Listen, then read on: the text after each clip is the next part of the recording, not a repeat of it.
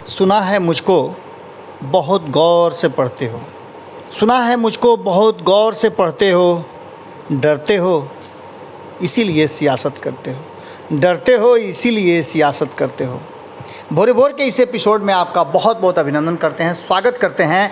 और बिहार की राजनीति में जो भूचाल आया हुआ था उसमें थोड़ा सा और झटका तेज हो गया है।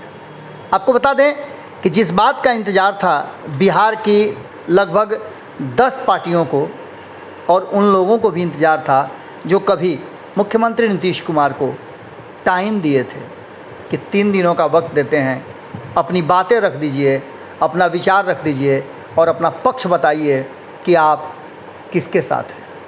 नीतीश कुमार ने चुप्पी तोड़ी है और नीतीश कुमार की चुप्पी टूटते ही बहुत कुछ टूटा है विश्वास, भरोसा और साथ में ये भी तय हुआ है कि नीतीश कुमार जी परिस्थितियां चाहे जैसी भी हो झुकने वालों में से नहीं हैं।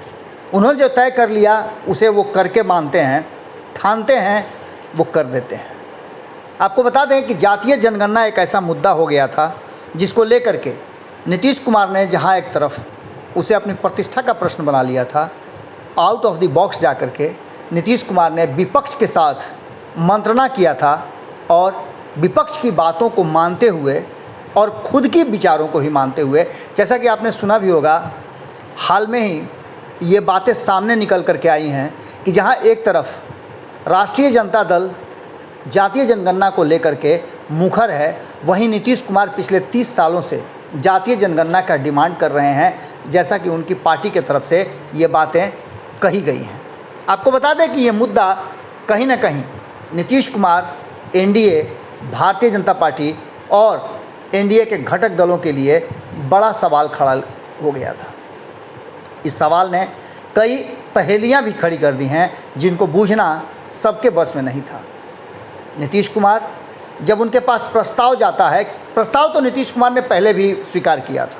आपको याद होगा कि 2019 और 2020 में नीतीश कुमार ने दोनों ही सदनों से, विधानसभा और विधान परिषद से सर्वसम्मति से प्रस्ताव पारित करके केंद्र सरकार को भेजा था कि जातीय जनगणना होनी चाहिए। इससे इस देश का और बिहार का विकास बहुत तीव्र गति से होगा। नीतीश कुमार इन मामलों में बहुत कैलकुलेटिव हैं और वो पूरी तरह से योजनाबद्ध तरीके से अपना काम करते हैं। आपको बता दें कि इन सारी बातों को लेकर के पूरी तरह से नीतीश कुमार पर दबाव बढ़ता जा रहा था कि वो क्या करेंगे, अपनी कुर्सी बचाना चाहेंगे या फिर भारतीय जनता पार्टी जिसने जातीय जनगणना नहीं कराने का हलफनामा सुप्रीम कोर्ट में दायर कर दिया है उसके साथ जाएंगे, चुप हो जाएंगे या फिर मुखर होकर इस पर अपनी बात को मनवाने के लिए केंद्र पर दबाव बनाएंगे। अब मामला खुलकर सामने आ गया है। नीतीश कुमार ने इंतज़ार नहीं किया कि कौन क्या कहता है और किसकी क्या मंशा है। सीधे तौर पे नीतीश कुमार, आपको पता है कि दिल्ली गए हुए थे। एक लंबे समय के बाद भारतीय जनता पार्टी के किसी वरिष्ठ नेताओं के बीच में और अन्य राज्यों के राज्याध्यक्ष, मुख्यमंत्री या अन्य के साथ उनकी बैठक थी।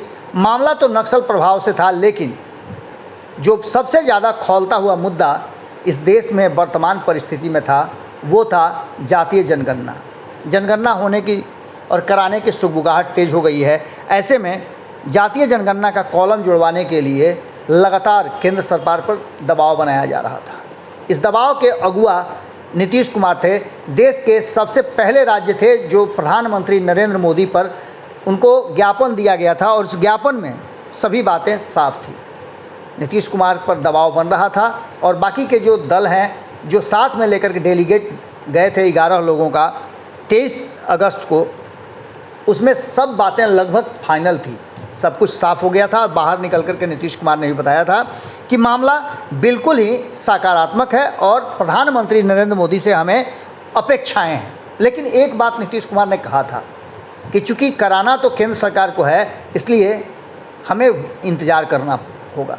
1 महीने बीत गए, मुलाकात के बाद कोई भी जवाब सकारात्मक नहीं आया। लेकिन जब जवाब आया तो नहीं कराने की हलफनामे के साथ। उसके बाद नीतीश कुमार पर सभी की निगाहें टिक गई थी और नीतीश कुमार को लेकर के इससे पहले भी कई बातें की जा रही थी। जो सबसे पहले राष्ट्रीय जनता दल ने और महागठबंधन के साथियों के साथ बैठक करके एक प्रस्ताव पारित किया और कहा कि हम मुख्यमंत्री नीतीश कुमार का इस मामले पर, जिसमें केंद्र सरकार ने हलफनामा देकर के जातीय जनगणना नहीं कराने की बात कही है, उसको लेकर के स्टैंड जानना चाहेंगे वो क्या कहते हैं। उनकी पार्टी की तरफ से कई बयान आए, लेकिन उन बयानों को दरकिनार करते हुए जो सभी दल थे, लगभग सभी ने स्पष्ट तरीके से प्रधानमंत्री के इस फैसले के बाद, चूँकि ये फैसला केंद्र सरकार का है इसलिए इस फैसले को प्रधानमंत्री का ही माना जाएगा और इस पर नीतीश कुमार की प्रतिक्रिया जानने की सबकी इच्छा थी। नीतीश कुमार दिल्ली गए हुए थे और वहाँ उन्होंने अपनी प्रतिक्रिया दे दी है। पत्रकारों से बातचीत करने के दौरान नीतीश कुमार ने बहुत सारी बातें कही हैं, लेकिन उन बातों में जो सबसे महत्वपूर्ण बात है वो ये उन्होंने कहा है कि जातीय जनगणना हर हाल में होगा। जातीय जनगणना इस देश की डिमांड है और इस देश के विकास के लिए बहुत ज़रूरी है। बात यहीं नहीं रुकी। नीतीश कुमार ने साफ तरीके से कहा कि ये बातें किसी खास दल की नहीं थी, क्योंकि एनडीए के हिस्सा हम भी हैं, सरकार के अंग हम भी हैं, इसलिए हमें भी जानकारी होनी चाहिए थी कि केंद्र सरकार इस तरह का कोई फैसला ले रही है। आपको याद होगा कि जीतन राम मांझी और मुकेश सहनी ने भी यही बातें दोहराई हैं।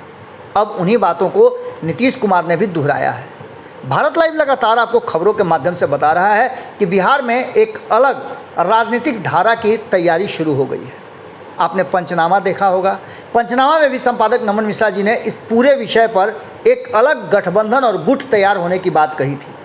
खूटा ठोक में हमने भी आपको स्पष्ट तरीके से बताया था कि नीतीश कुमार के फैसले के बाद बिहार में एक अलग राजनीतिक धारा की शुरुआत हो जाएगी। मुकेश सहनी और जीतन राम मांझी पहले से ही उस धारा के हिस्सा बनने के लिए आतुर नज़र आ रहे हैं।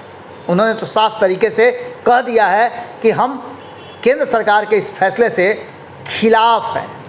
अब आपको बता दें कि इन सारी बातों को लेकर के नीतीश कुमार ने जो पत्रकारों से बात की, उन्होंने कहा कि हलफनामा में जो कुछ भी लिखा हुआ हो, लेकिन 1 महीना पहले जब हम 10 दल के 11 सदस्यों के साथ गए थे उसमें भारतीय जनता पार्टी के भी प्रतिनिधि थे। अगर उनकी मंशा में ऐसा था कि नहीं कराएंगे तो अपने प्रतिनिधि को शामिल नहीं करना चाहिए था। दूसरी तरफ उन्होंने कहा है कि ये केंद्र सरकार या भारतीय जनता पार्टी का व्यक्तिगत मामला नहीं है, इसलिए इस फैसले में सभी दलों का मानना और सोचना जरूरी था, लेकिन ऐसा अगर किया गया है तो ये उचित नहीं है। उन्होंने साफ तरीके से कहा कि जब हम सर्वदलीय लोगों के साथ गए थे डेलीगेट लेकर के प्रधानमंत्री से मिलने, तो बहुत ही सकारात्मक माहौल में बातचीत हुई।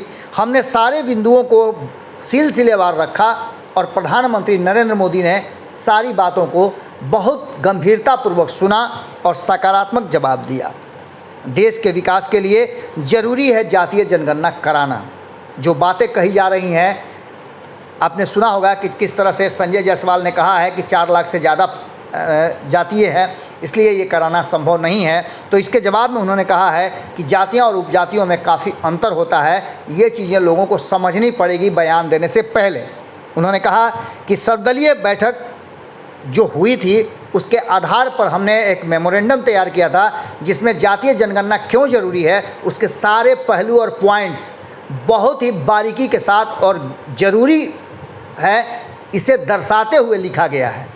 लेकिन कैसे इस पर विचार किया गया, किस तरह से किसने इस पर अपने पक्ष रखे हैं और क्यों जातीय जनगणना नहीं होनी चाहिए, इसका कोई हवाला नहीं दिया गया है। आपको बता दें कि इस पूरे मामले पर नीतीश कुमार ने बड़ा ही स्पष्ट और सीधे तरीके से अपनी बात रखी है और उन्होंने कहा है कि वो एक बार फिर से उन सारे दलों से बात करेंगे जो दल जातीय जनगणना कराने के पक्षधर रहे हैं। उनके साथ बातचीत करके आगे की रणनीति पर वो विचार करेंगे। यानी ये साफ नज़र आ रहा है कि इस पूरे मामले पर भारतीय जनता पार्टी बिल्कुल अलग थलग है। पत्रकारों ने जब नीतीश कुमार से इस मुद्दे पर पूछा कि वो क्या चाहते हैं, क्या वो इस मुद्दे पर देश के अलग अलग राज्यों में भ्रमण करके लोगों का जो समर्थन जुटा करके और केंद्र पर दबाव बनाएंगे, नीतीश कुमार ने कहा कि उसकी ज़रूरत शायद नहीं पड़ेगी, क्योंकि देश के हर राज्य और हर ज़िले के लोग, हर व्यक्ति चाहता है कि जातीय जनगणना हो करके और देश के सामने एक आंकड़ा आए, जिस आंकड़े में ये पता चल जाए कि किस जाति के कितनी संख्या है और उनकी वर्तमान स्थिति क्या है, शैक्षणिक हो, आर्थिक हो या सामाजिक स्तर पर हो।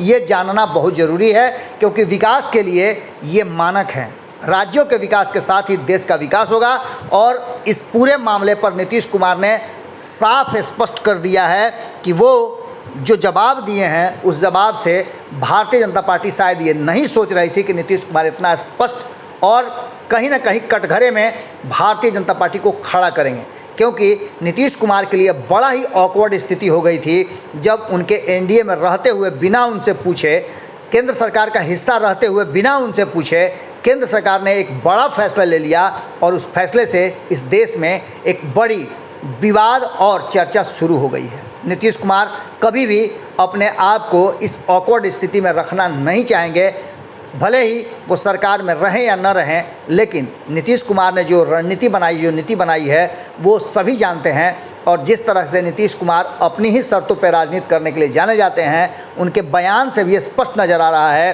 कि इस पूरे मामले पर नीतीश कुमार समझौता करने की स्थिति में नहीं है। भारतीय जनता पार्टी को झुकना पड़ेगा और कहीं ना कहीं भारतीय जनता पार्टी जो नीतीश कुमार के जवाब से तिलमिलाई है, उसका कारण यही है। आज के भोरे भोर में हम यही विराम देते हैं। आपके विचार बहुत ज़रूरी है। आप अपने विचार के साथ साथ हमें प्यार और आशीर्वाद भी देते रहें। भारत लाइव को सब्सक्राइब करने का जो सिलसिला है उसे बहुत तेज़ी से करना होगा, क्योंकि हम बहुत जल्दी 10 लाख परिवार के सदस्य होने जा रहे हैं। इस परिवार के सदस्य को बढ़ाना और इन अच्छी और सच्ची बातों को अधिक लोगों तक पहुंचाना भी हमारा और आपका परम धर्म है। बहुत बहुत धन्यवाद। नमस्कार। अगर ये वीडियो पसंद आई और वह बिहार के राजनीति और बिहारियत से सरोकार रखेनी तो सब्सक्राइब बटन दबा के चैनल के सब्सक्राइब कर ली। ओजे एगो घंटी बा, ओकरा बटन दबा देला से कुल सटीक और मारक खबर रुआ मुफ्त में मिल जाई। अगर रुआ पत्रकारिता के हमनी के नया प्रयोग में सहयोग कर चाहतानी तो ज्वाइन बटन दबा दी। पेटीएम नंबर नोट कर ली 9386816700। धन्यवाद।